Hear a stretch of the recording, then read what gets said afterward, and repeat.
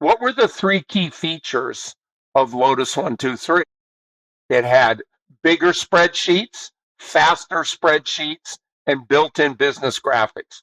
Lotus 123 differentiated the IBM PC on one of the most important types of software, spreadsheets. And so what I learned from that, and I used that phrase in 1983, is that if you want to win big, you have to make the right bet on the winning platform. And I could see that the IBM PC and then compatibles were going to be the winning platform. And I could see that Lotus had made the right bet. Welcome to the Startup to Exit podcast, where we will bring you world-class entrepreneurs and VCs to share their hard-earned success stories and secrets. This podcast has been brought to you by TIE Seattle. TIE is a global nonprofit that focuses on fostering entrepreneurship. TIE Seattle offers a range of programs, including the Go Vertical Startup Creation Weekend, TIE Entrepreneur Institute, and the TIE Seattle Angel Network. We encourage you to become a TIE member so you can gain access to these great programs.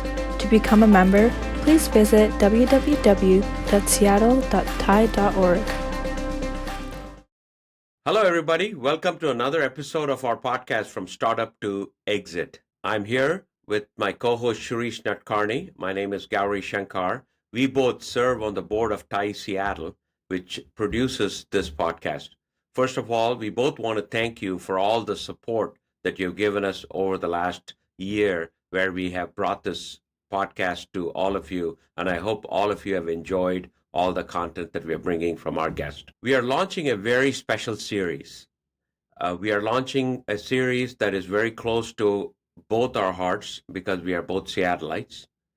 Microsoft just turned 50, and as a tribute to the company and the impact it's had on the world and our city, we are going to talk to some of the very early executives who shaped and grew the Microsoft brand to what it is today. I hope all of you enjoy it. We will be talking to many of them, and over the time, you will learn a lot of things about the early years of Microsoft. Thank you all, and hope you enjoy it.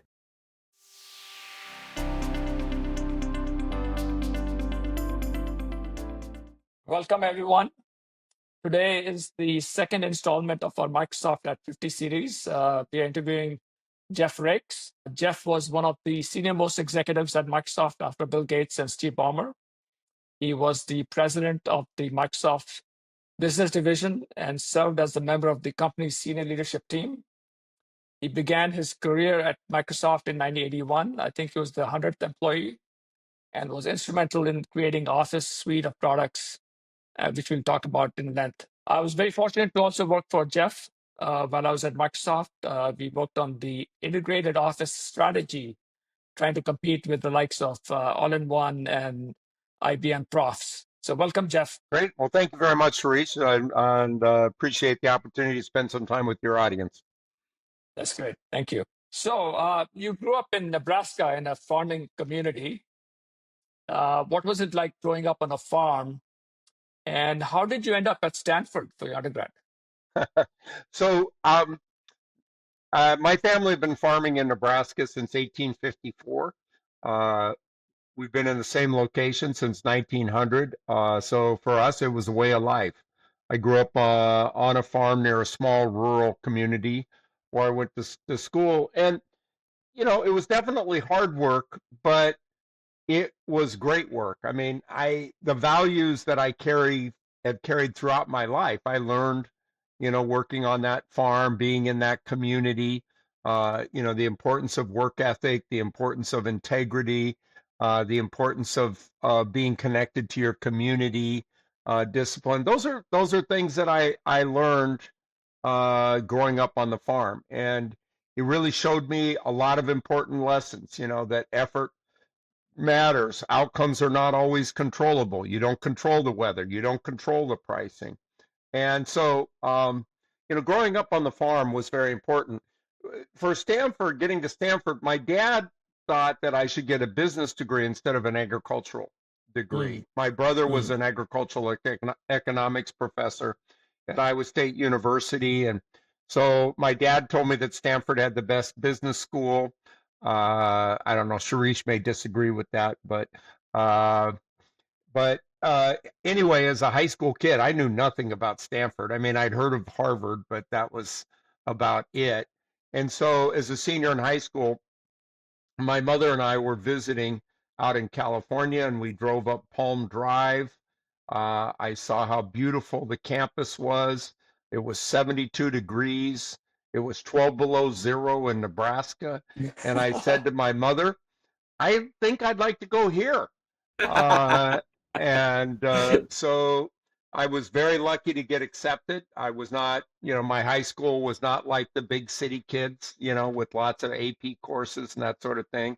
Out of my class of 75, only 15 went on to college, and only one left the Midwest. And so, I got to Stanford and I found out there's no undergraduate business program. I was pretty good in math and science, and so I thought, well, I should go to this engineering picnic, and during orientation weekend, and I met a couple of professors, identical twin brothers. One oversaw electrical engineering, and the other one was the department chair of engineering economic systems, and they'd grown up on a hog farm in Missouri. So I felt, okay, I found my people. And so I ended up creating a degree in an undergraduate degree in engineering economic systems, because my intention was to use that type of analytic discipline to go work on agricultural policy, perhaps at the USDA.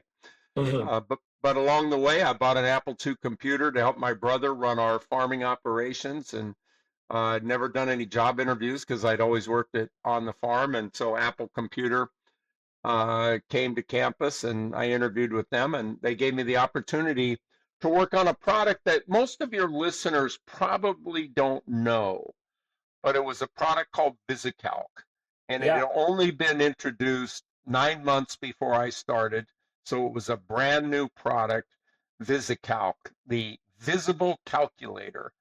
And it was the first electronic spreadsheet. It is the grandfather of Microsoft Excel. And so my first job in the industry was working for Apple Computer on VisiCalc. So I understand that while you were at Apple, that Steve Jobs made an offer to you to join the Macintosh team. And then later he tried to dissuade you from joining Microsoft. So tell us more about what happened. Well, that was exciting. My time at Apple was short, but very influential. I learned three things. One is I learned that I absolutely loved software. People would come to me with what they thought would be a problem to solve in spreadsheets that you couldn't do. I mean, Jeff, can you do a PERT chart in a spreadsheet? And for project management, and I'd spend all night figuring out how to get VisiCalc to do a PERT chart. And then you come in that next morning and you demonstrate that to them, you show them that, and their eyes light up. That was addictive. The power of software was addictive. The second thing I learned beyond loving software was that hardware companies really only care about software to sell their hardware. That was the mantra of Apple at that point in time. And that didn't feel right to me for what I loved to do. And by the way, Sharish, you'll appreciate this. The third thing I learned at Apple Computer, stock options. I was at Apple Computer during the time they went public.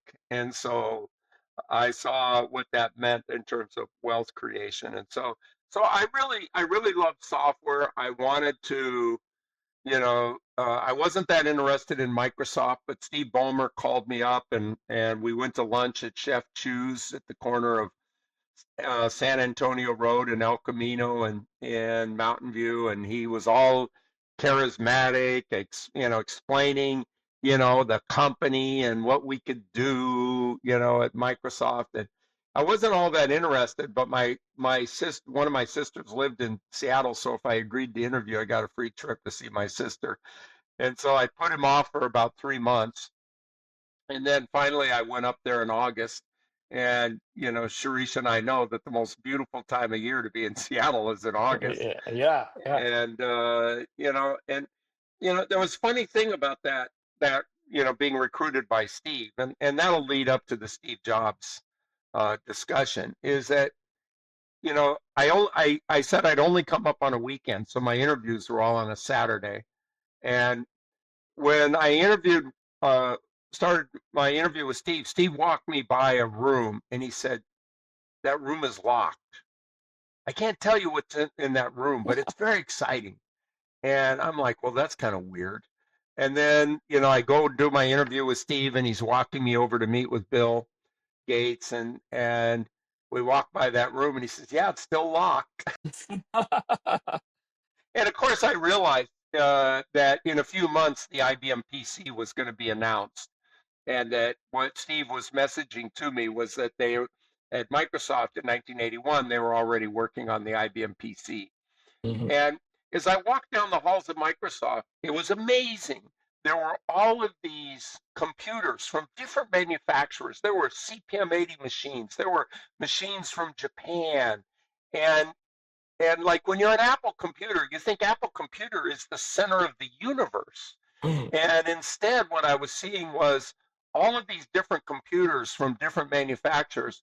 And I didn't know who was going to win in hardware, but I knew that Microsoft was doing software for all of them. And so that kind of turned my head, and I suddenly got interested in Microsoft. And about a month later, Steve Jobs had taken over the Macintosh project, and he wanted me to work on the Mac. I think I would have been like the sixth person or seventh person. I would have worked for Joanna Hoffman. And Microsoft was about software. I just thought it was about software. And I had stock options at Apple, and my boss at the time at Apple Computer was Ida Cole. And Yeah. Ida, she was a great leader and very kind to me. She said, "Well, let's hold off on announcing my departure until after my first vesting date." Yeah. She was a little afraid that maybe Steve might try and screw me out of my stock options. And so, anyway, I announced my departure for Microsoft on November 1st, 1981, and November 2nd at 2 p.m. in the afternoon, I get a phone call, and it's Steve Jobs, and he's yelling at me, "What are you doing? That's crazy." And, I said, "Well, Steve, I really like Seattle and I can afford to buy a home there." And he says, "You can afford to buy a home in Scotts Valley," and so on and so forth. And then he goes into what became known as the Steve Jobs reality distortion field. Steve, in the most eloquent way, describes to me how Microsoft is going to go out of business. And I'm like, that's interesting. I'm listening to this. And then, finally, when he's kind of done with his soliloquy, I say, "Well, Steve, you might be right. But in my case, I can always go back to our family farm and that would be okay with me." And then I hung up. And so, Right. part of it was I didn't happen to love the way Steve Jobs kind of treated people. I'd seen how he treated engineers, and part of it was my love of software, and part of it was my enthusiasm um, to to be able to move to Seattle and so on and so forth. So there were a lot of things that came together. Right. So initially you worked on multi-plan, and the multi-plan strategy at that time, as I recall, was to be on all platforms. But then in January of 1983, Lotus 123 came out, and it was heavily optimized for the IBM PC platform. And that changed your mindset about focusing on multiple platforms, and instead, just focusing on one or two specific hardware platforms like the IBM PC and the Macintosh. Yeah. So tell us what changed your mind. Well, when I joined Microsoft, my first day was November 13th, 1981, and there were some really fascinating. There was an all company meeting. I think it was the second time they'd brought everybody together, and there was a guy named Kei Nishi that was Microsoft Japan, and Kei says, the telephone is an extension of your ear. The television is an extension of your eye, but the computer is an extension of your brain. So that was kind of my introduction to Microsoft Vision. And then Charles Simoni, who I was very fortunate to work with, Charles does this presentation, which became known as the Simoni Revenue Bomb. And the idea of the Simoni Revenue Bomb is all about leveraging code.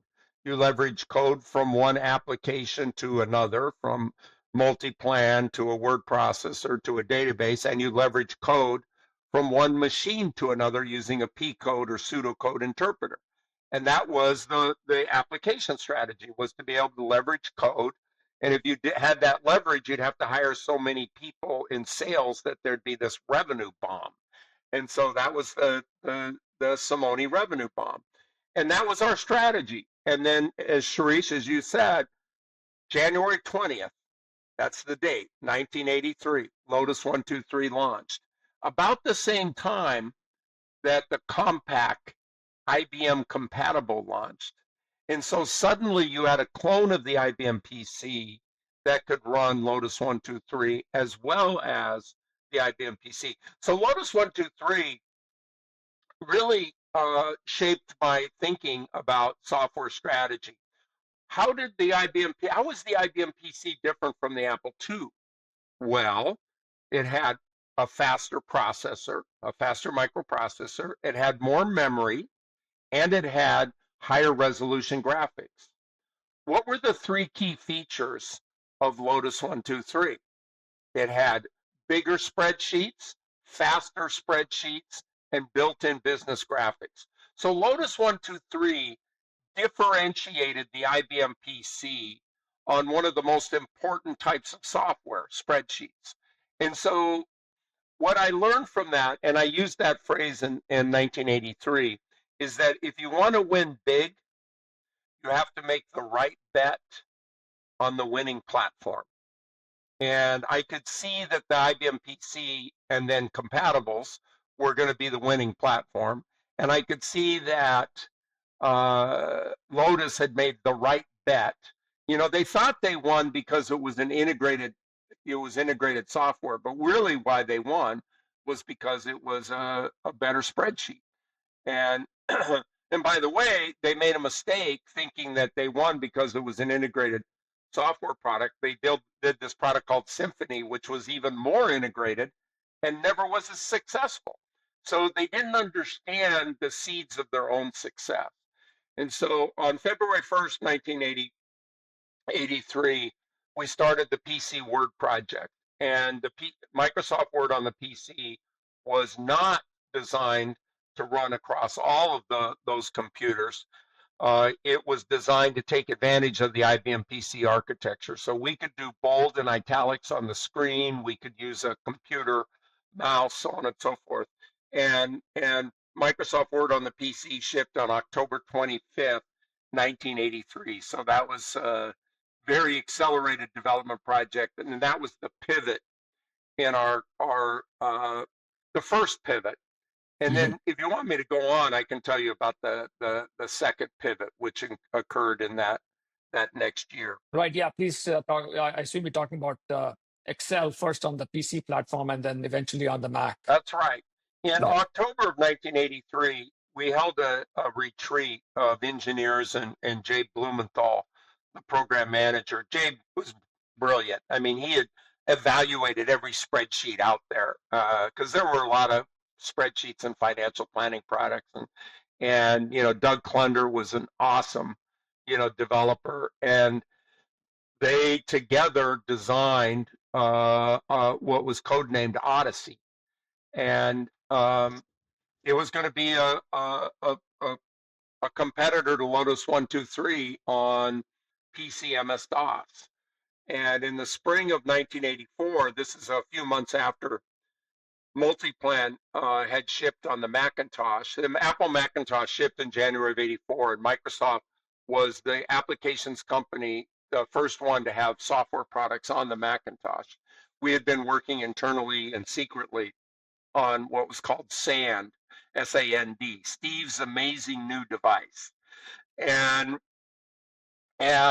so we got our products out there, and then in the spring of 84, and Bill and I were super enthusiastic about graphic user interface, and we really admired, the Macintosh. And I had been offered, in addition to being offered the job on the Mac, I'd been offered the job on Lisa, which was a higher end Apple graphic user interface computer that didn't do very well. And so the net result was, I went to Bill and I said, look, I think we should bet on the Macintosh, and we should bet on graphic user interface. Graphic user interface is going to be the winning platform.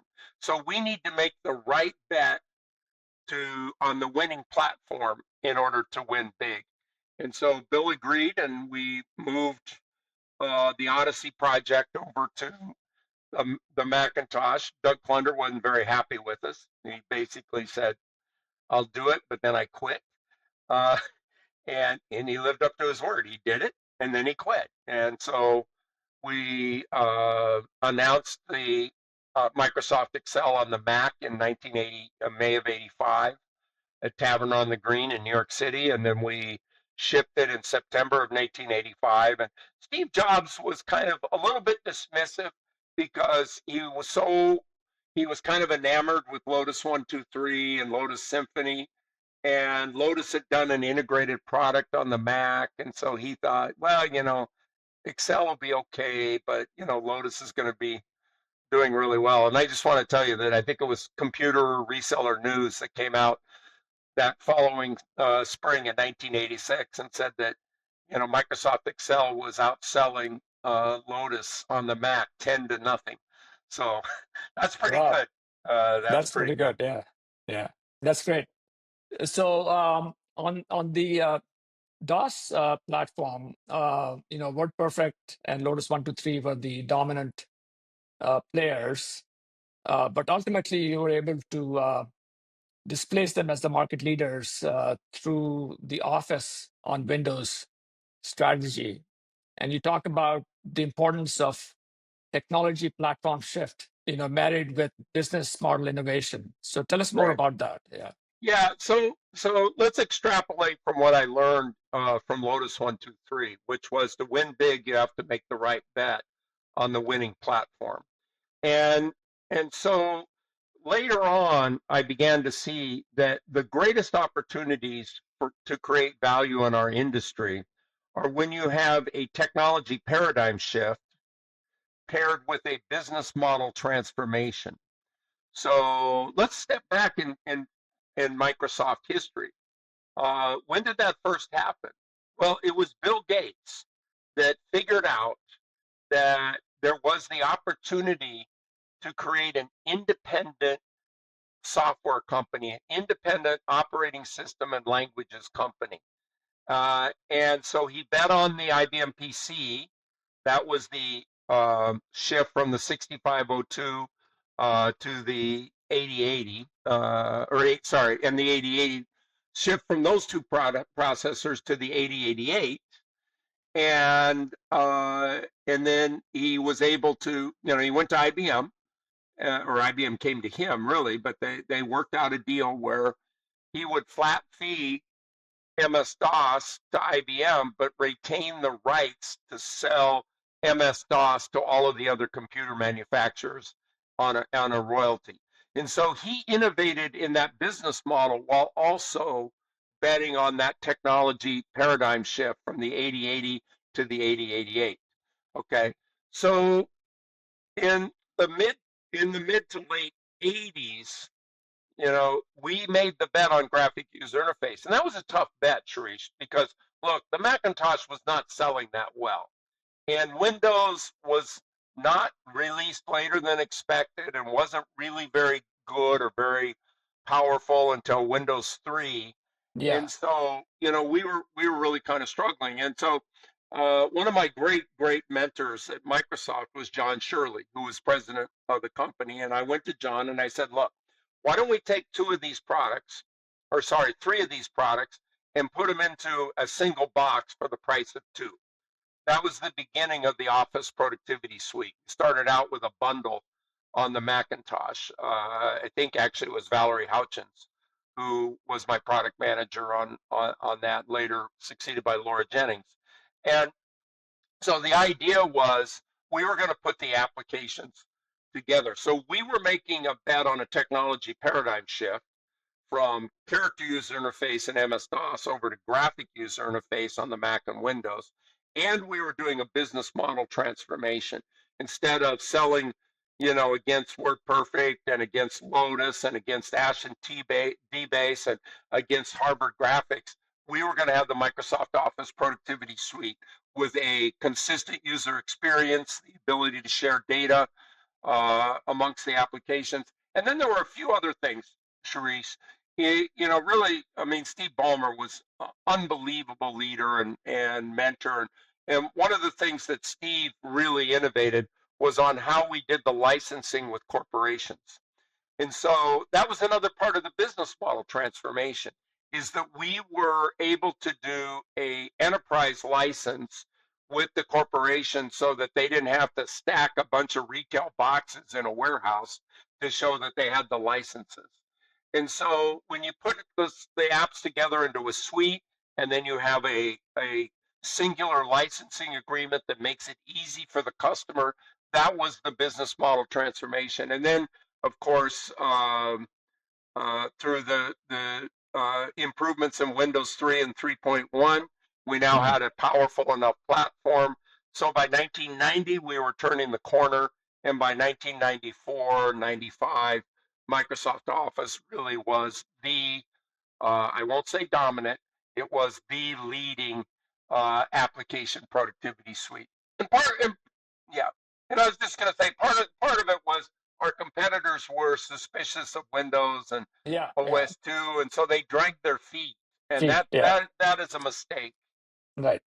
Bill taught me, better to cannibalize yourself than to let somebody else cannibalize you. Right. But even at that time, there was a big debate about best of breed versus, suites. And, a lot of people thought that best of breed would win out, and that you couldn't really combine a set of products together and hope to, beat the competition. That's right. But it turned out that Word and Excel and PowerPoint were best of breed. And that's right. Optimized for Windows.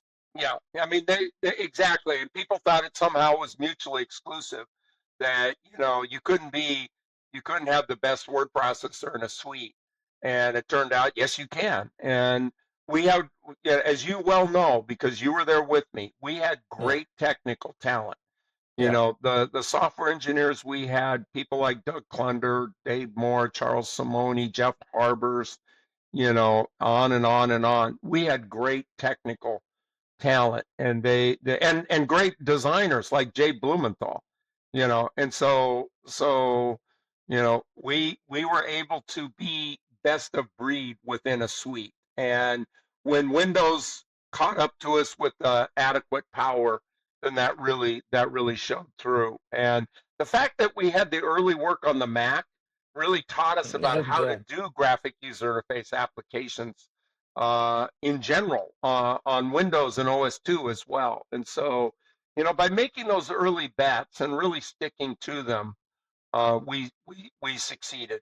What I said to Bill in '84 when we were pivoting to Excel was, I said, look, you take BC Word, we can slog it out with WordStar and WordPerfect, and we'll gain single digits of market share.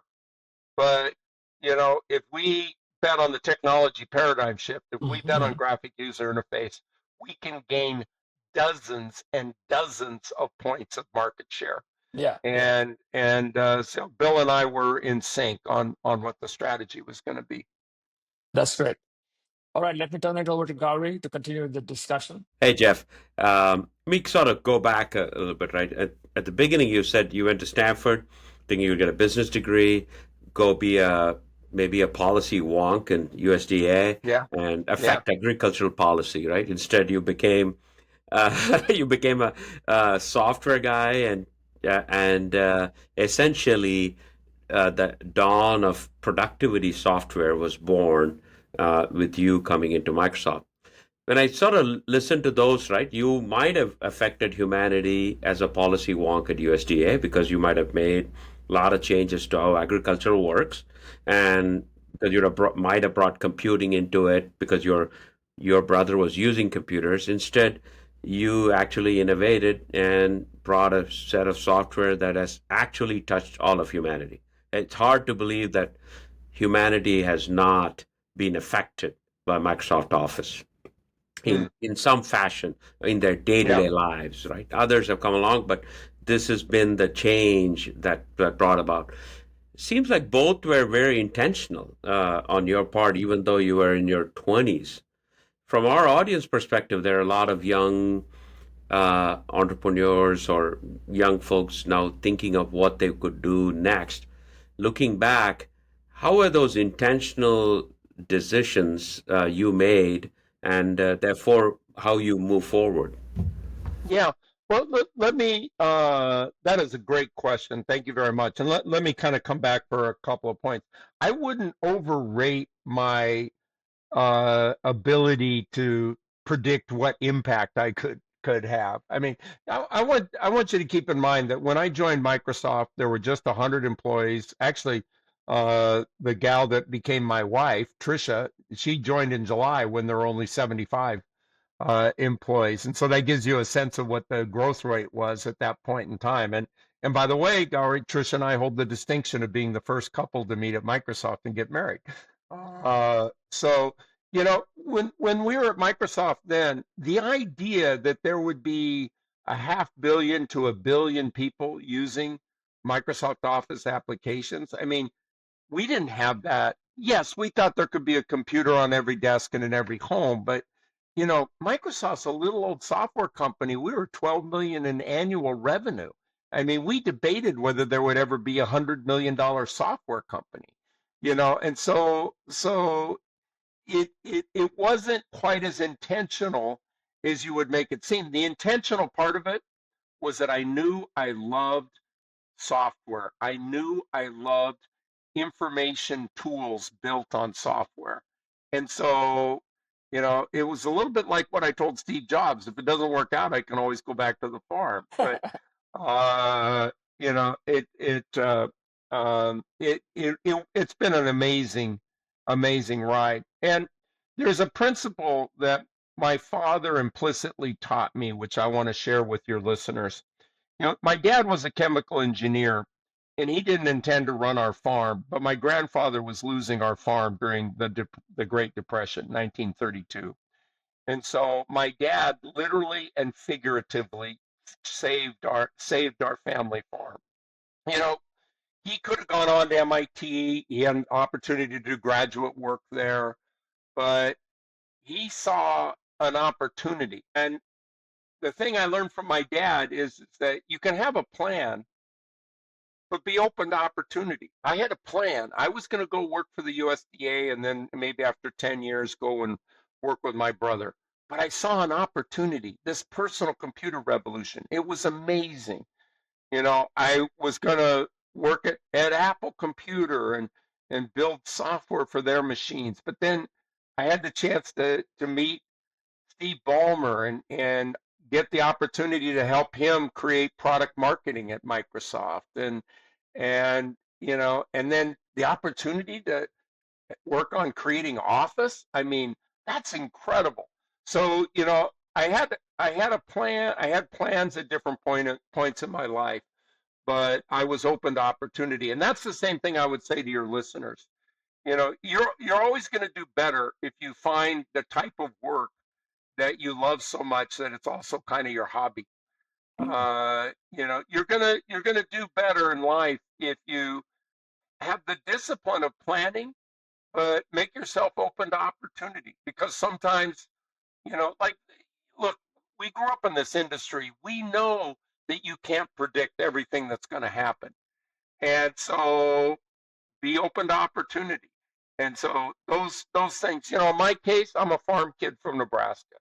I've been in the right place at the right time around great people who gave me the opportunity to really do some amazing stuff together. And I couldn't be more grateful for that.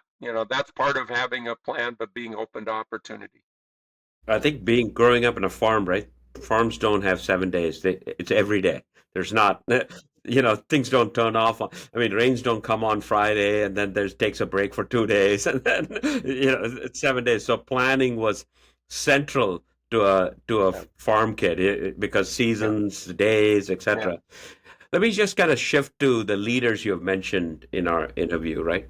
Seems like you had this power of persuasion to at that time a young Bill Gates or a young Steve Ballmer who were running fast and had a very smart people, very clear thinking, etc. But you had to persuade them to take business decisions a lot, and a lot of the time we find ourselves in persuading those around us to follow a path that may not be very apparent at the time of persuasion. And you persuaded yourself to not take Steve Jobs's ranting, but you persuaded Bill Gates to say you got to put your bet on graphical user interface.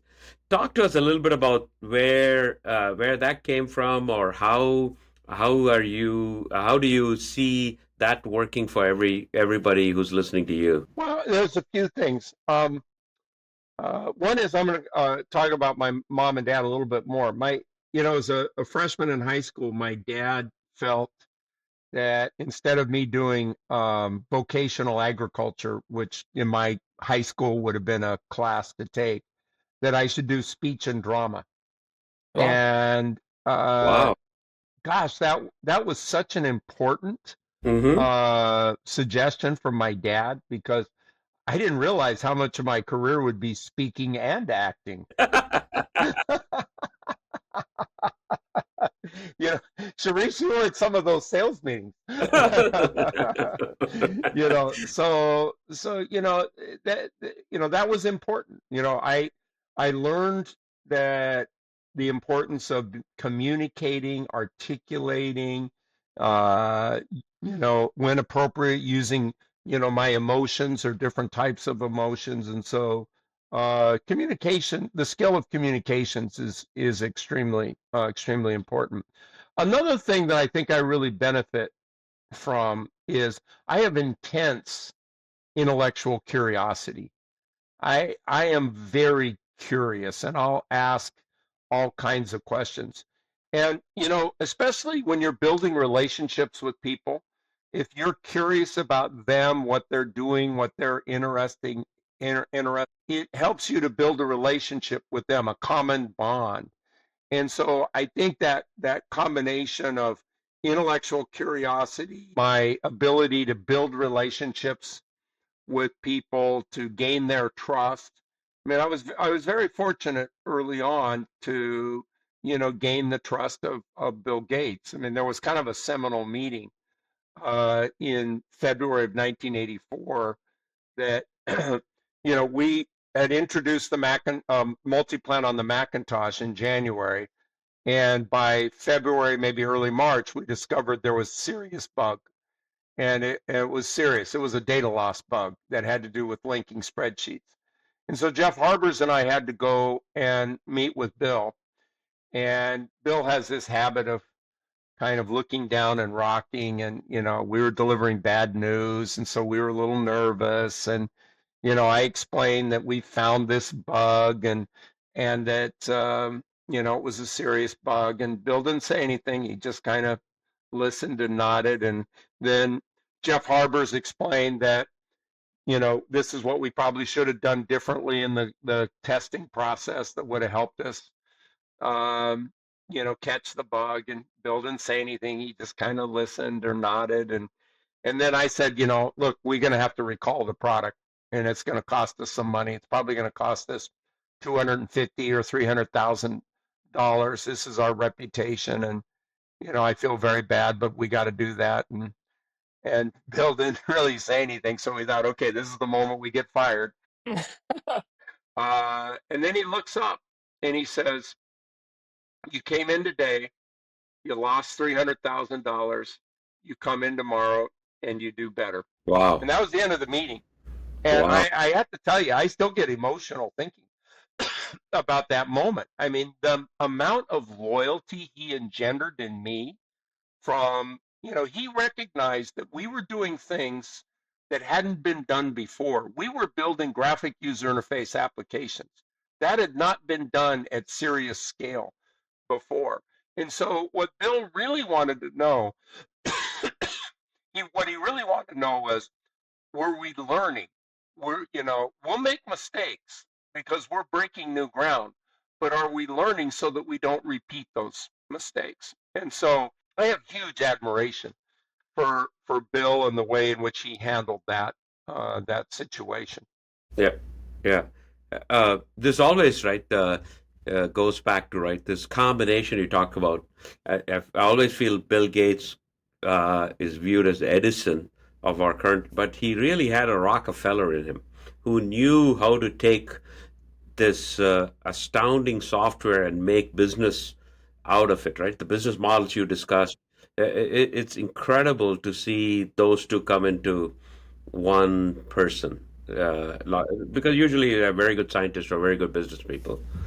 Yeah, no, he's amazing. His depth of understanding of business. If you read his new book, and I highly recommend it, called Source Code, he talks about just not only how much he got into computing, but also how his parents set it up for him to be connected with business people in Seattle and hear what they were doing and learn from them. I remember sitting at a dinner one night where Bill was explaining to me the distribution model of the Caterpillar Corporation. I mean, it just, he's a guy who reads The Economist cover to cover every week. And so his command of not only technology, but also business, politics, global affairs, it is impressive. And you won't meet very many people in your lifetime, if at all, that have that level of breadth and depth.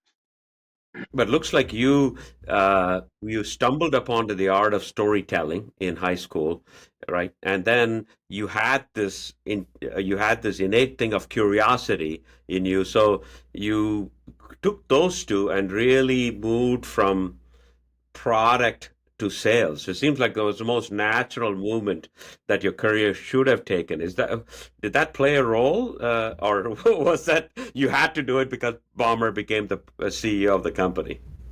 No, well, so let me take you back to December of 1991. Bill and I had ventured out to Digital Equipment Corporation, DEC, in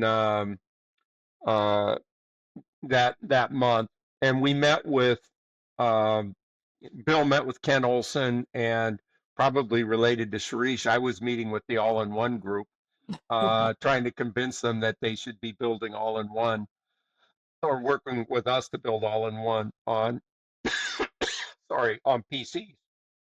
And on the plane ride back, Bill says to me he wants me to move over to US or North American sales. And I'm thinking, this is the craziest thing I've ever heard. I mean, I'm a product guy. I said to Bill, I said, look, I haven't been trained as a salesperson.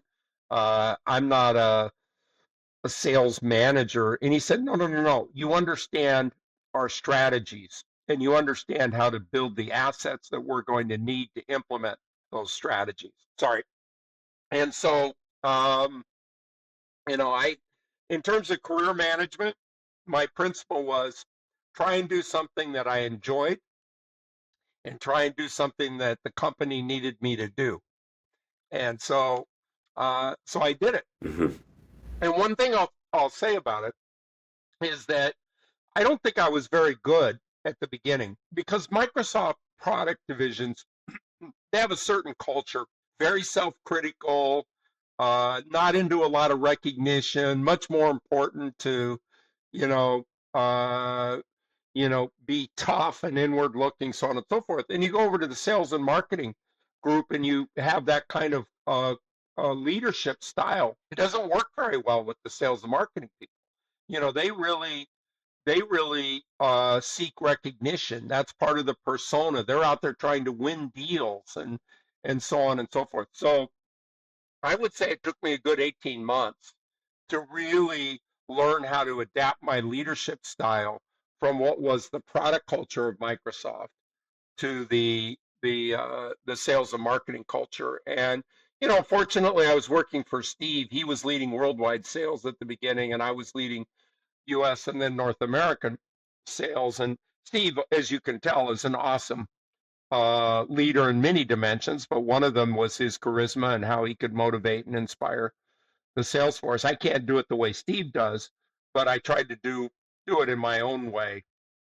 And and so that was a great transformation for me, and it was a lesson in leadership that I carried throughout my career, including to my time at the Gates Foundation. So you work for many leaders, but let's kind of take the three CEOs of Microsoft that has ever had. You work closely with Bill. Steve Ballmer recruited you into Microsoft, and as I understand, the current CEO Satya worked for you in the early days. In fact, I think there's a YouTube video somewhere floating of Satya talking about Excel in some kind of marketing, Microsoft video that they did. So now you've seen all three of them. They all are different personalities, different strengths, and they all seem to have brought a particular thing back to the company. What was your experience working with all of them, and how do you see each of them change the company? Yeah, well, all three of them have great leadership attributes. I mean, Bill's ability to see the future of technology. We used to go to these exec staff retreats where he would explain, what was going to happen in terms of microprocessor horsepower and what was going to happen in terms of memory and storage and graphics and what would that mean for our business and so on and so forth. I think it might have been Jack Welch, who was CEO of GE, who said to me that great CEOs see around corners.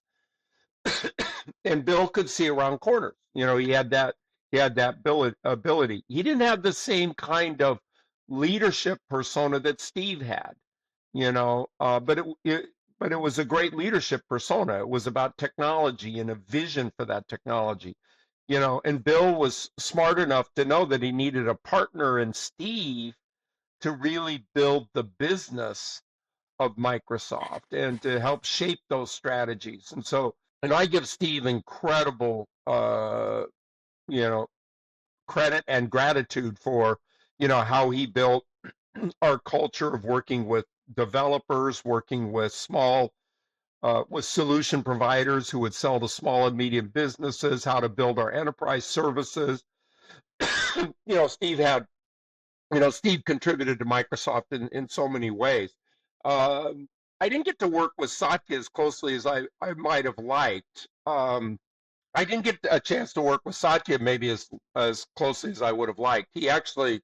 He worked in the business division, but I think he was working for somebody who worked for me, Doug Burgum, in the business application space. And but it was pretty easy for me to see that Satya was a great talent. And I think what Satya has done, one of the things I admire the most is how he's made sort of a cultural pivot at Microsoft, which I think was very important for its growth. He invited me over to see him his first week as CEO.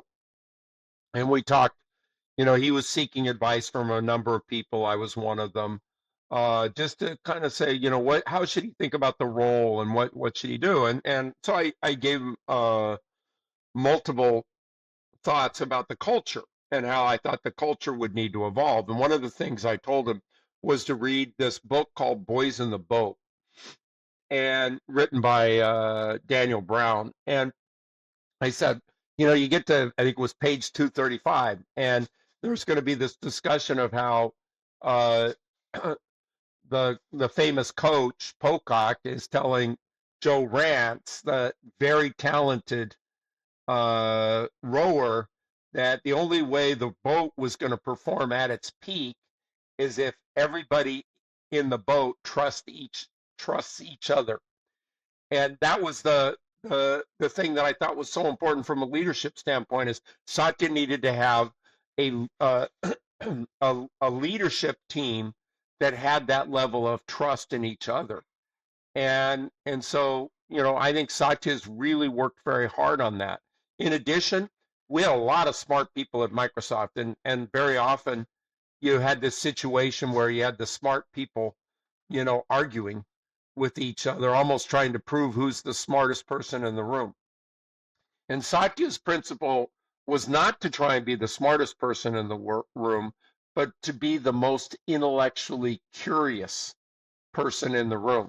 And I think those are examples of his leadership in making a cultural pivot at Microsoft, which is equally important to his bet on the broader Office experience, his bet on Azure, the cloud, now AI.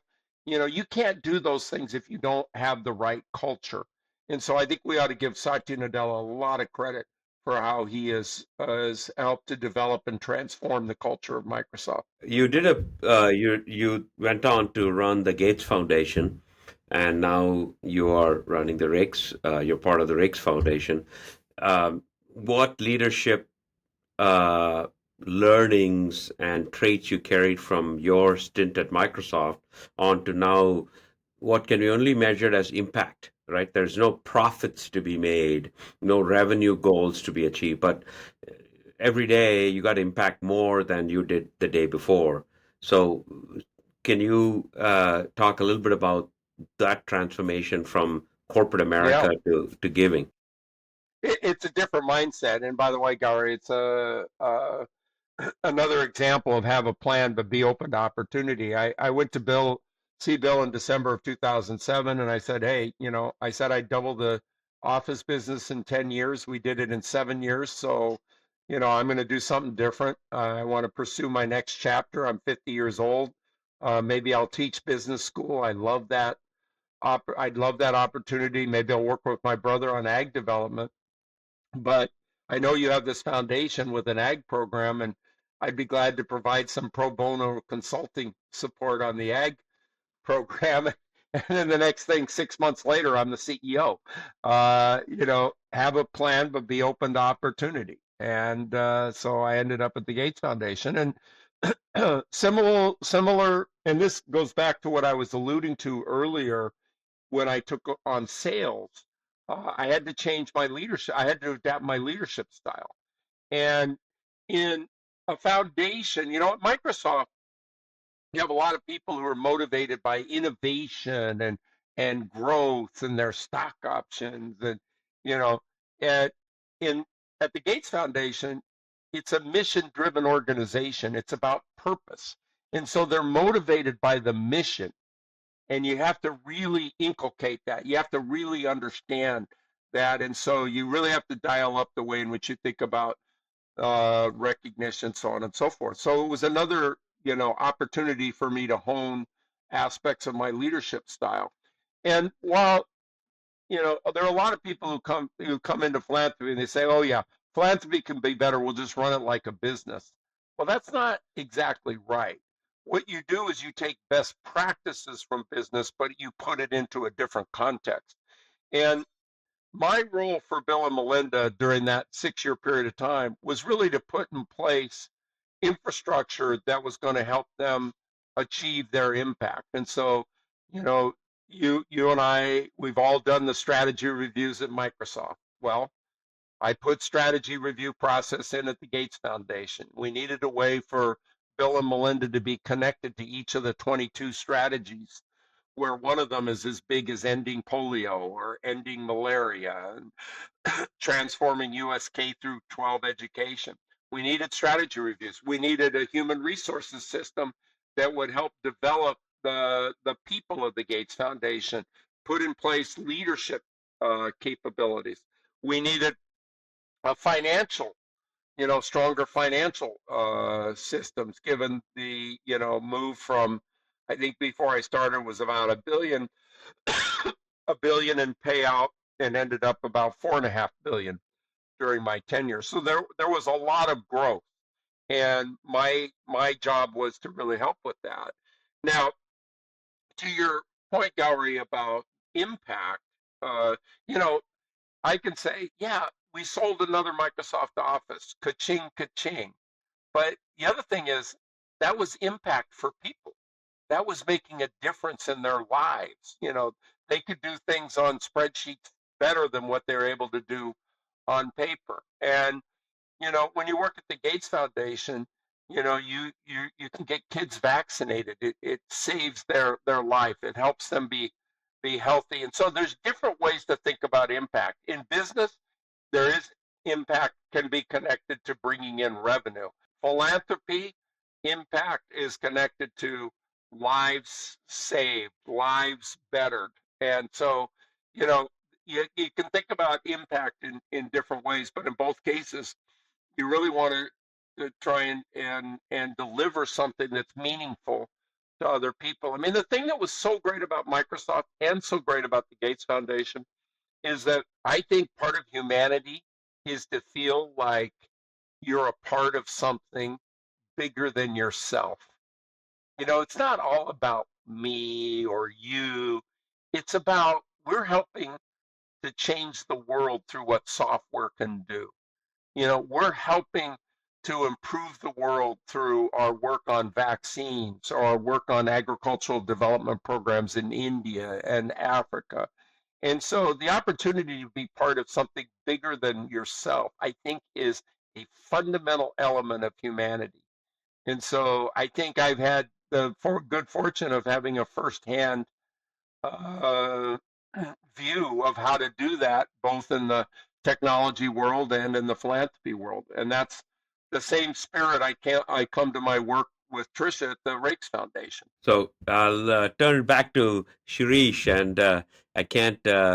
This can go on for hours. So, but I'll, given your time, I'll have Shirish wrap up our conversation. Yeah. Thank you, Jeff. This was a phenomenal conversation. Brings back some really great memories. Really appreciated the time that I worked for you at Microsoft. It was short, but was very eventful. And I wish you all the best with your initiatives at Raikes Foundation. Great. Well, thank you very much, and congratulations on this series. I think it's fabulous that you're reaching out to our colleagues and sharing some of what we learned at Microsoft. Hopefully that's another way where we can help make people's lives better. Wonderful. Thank you. Great. Thank you for listening to our podcast from Startup to Exit, brought to you by TI Seattle. Assisting in production today are Isha Jain and Mini Verma. Please subscribe to our podcast and rate our podcast wherever you listen to them. Hope you enjoyed it.